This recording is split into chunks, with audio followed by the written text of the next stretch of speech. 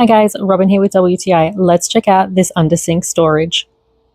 Under the sink was a mess. I would literally throw something in and hope that the doors closed before it fell out. Well, not anymore.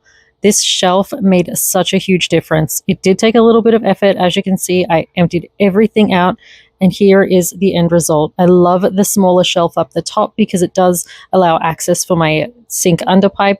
And then because it is a 2-pack, I was able to also organize under my kitchen sink, which again, it's just made my life so much easier. Everything is organized now. I have supplies on the top shelf that fit between the pipe and the side of the cabinet, and also a larger drawer on the bottom. You can adjust the height of the top drawer, so I did make it tall enough to have my sprays. In my bathroom, I have some extended space at the back, so I put my supplies that are backups or things I don't need just yet, and they are tucked away safely. This has been a game changer. I can now close my cabinet doors and nothing falls out. I love it. And that's my point of view.